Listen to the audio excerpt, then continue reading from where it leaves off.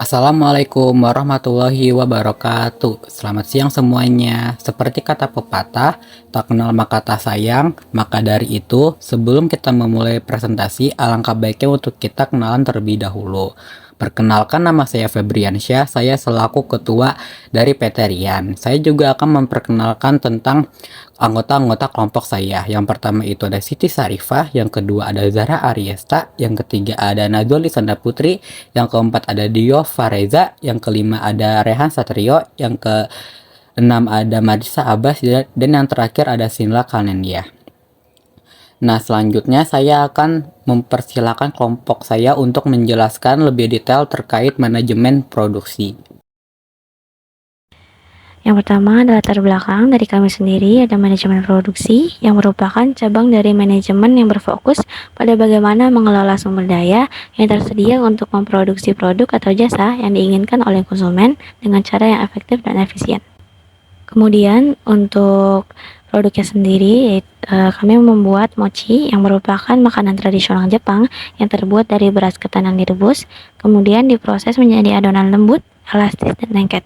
Adonan mochi ini biasanya terdiri dari banyak filling atau isian. Pada hal ini, kami memproduksi mochi dengan filling coklat dan stroberi.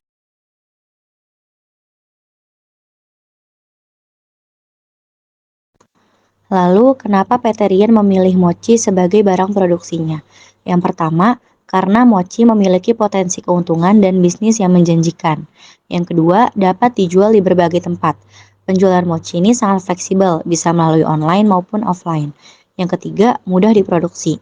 Untuk pembuatan mochi cukup mudah, jadi tidak diperlukan alat khusus untuk membuatnya. Yang keempat, bahan baku yang mudah ditemukan. Mochi ini berbahan dasar dari tepung, stroberi, dan coklat. Dari ketiga bahan ini sangat mudah untuk ditemukan di pasar. Dan yang kelima, popularitas dan permintaan yang tinggi.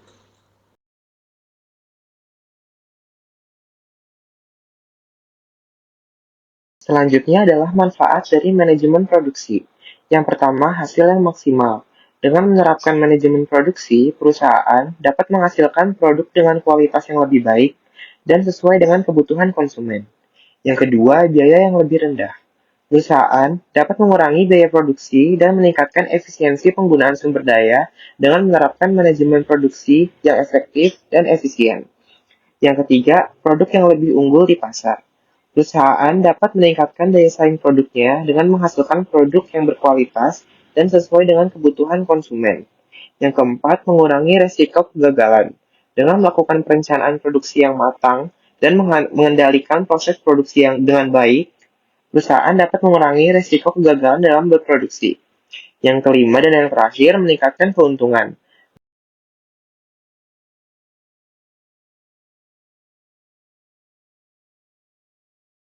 Baik, di sini saya akan menjelaskan mengenai tujuan dari manajemen produksi. Tapi sebelumnya, saya ingin menjelaskan terlebih dahulu pengertian singkat dari manajemen produksi.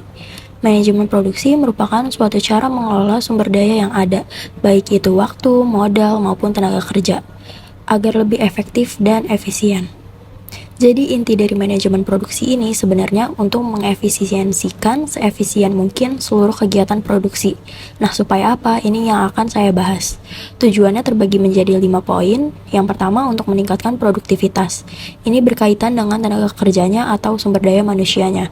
Produktivitas meningkat artinya dengan input yang tetap, output yang dihasilkan lebih banyak dari biasanya.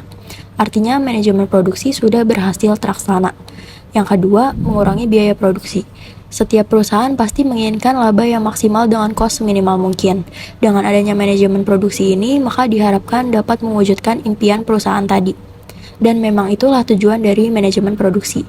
Justru kalau ini tidak terlaksana, manajemen produksi dapat dianggap gagal. Yang ketiga, meningkatkan daya saing produksi. Meningkatkan daya saing produksi artinya semakin banyak konsumen yang ingin membeli produk kita. Gimana bisa? Ini akan saya tarik dari manajemen produksi khususnya bagian waktu.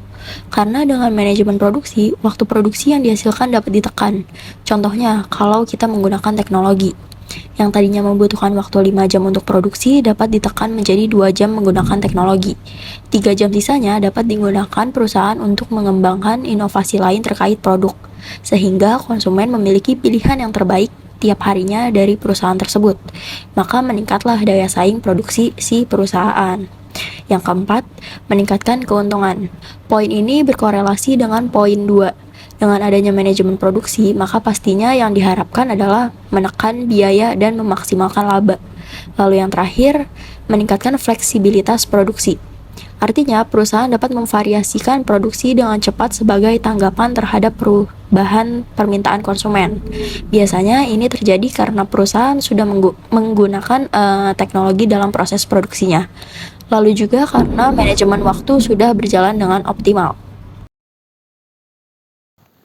Selanjutnya, saya akan menjelaskan tentang fungsi dari manajemen produksi. Yang pertama, ada pemilihan produk dan desain. Manajemen produksi diawali dengan penentuan produk dan desain seperti apa yang akan dilakukan oleh produsen.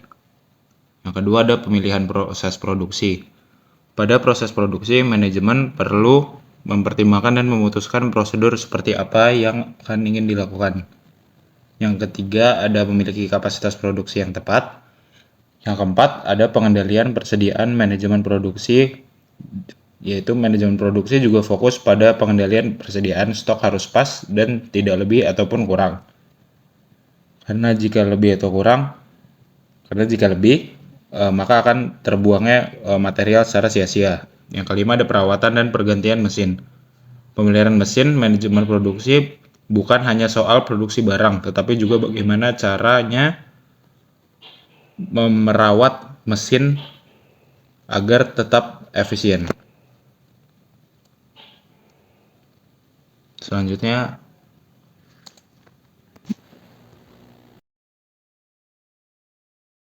Selanjutnya, saya akan menjelaskan tentang implementasi manajemen produksi pada PT Rian. Dalam mengelola manajemen produksi, kami melakukan beberapa tindakan sebagai berikut. Yang pertama, perencanaan produksi, yaitu merencanakan kebutuhan bahan, kapasitas produksi, dan jadwal produksi untuk memenuhi permintaan pelanggan. Yang kedua, pemilihan bahan berkualitas, yaitu memilih bahan baku yang berkualitas tinggi untuk memastikan produk mochi yang baik. Yang ketiga, pengelolaan persediaan, yaitu mengawasi persediaan bahan baku dan produk jadi untuk menghindari kelebihan atau kekurangan persediaan. Yang keempat, proses produksi yang efisien, yaitu menetapkan proses produksi yang efisien dan andalkan teknologi yang sesuai untuk meningkatkan produktivitas. Yang kelima, pengawasan kualitas, yaitu menerapkan pengendalian kualitas yang ketat untuk memastikan setiap produk mochi memenuhi standar kualitas yang ditetapkan. Yang keenam, manajemen tenaga kerja, yaitu melatih karyawan dengan keterampilan yang diperlukan dan atur penjadwalan kerja yang efisien. Yang ketujuh, pemantauan kinerja, yaitu memantau kinerja produksi secara teratur, identifikasi masalah, dan lakukan perbaikan berkelanjutan. Yang kedelapan, yaitu inovasi produk, yaitu selalu mempertimbangkan inovasi dalam produk mochi untuk memenuhi selera pelanggan yang terus berkembang. Yang kesembilan, ada pemasaran dan penjualan, yaitu berkoordinasi dengan tim pemasaran dan penjualan untuk memahami permintaan pasar dan merespon perubahan tren dan preferensi pelanggan.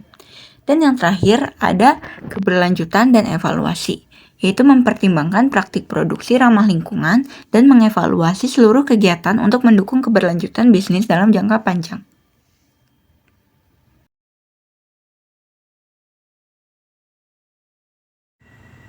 Nah, yang terakhir, kesimpulan. Dari materi-materi di atas dapat diketahui bahwa manajemen produksi merupakan proses yang penting dalam meningkatkan kualitas dan efisiensi produksi, serta meningkatkan keuntungan dan daya saing produk di pasar. PT Rian telah mengimplementasikan manajemen produksi pada bisnis mochi mereka dan mendapatkan manfaat dari proses tersebut.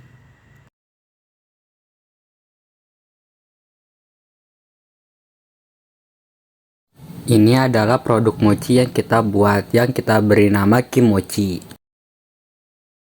Demikianlah beberapa hal yang bisa saya sampaikan. Sebelumnya saya mohon maaf yang sebesar-besarnya apabila terhadap penyampaian tadi mungkin ada kesalahan kata atau ada pernyataan yang menyinggung.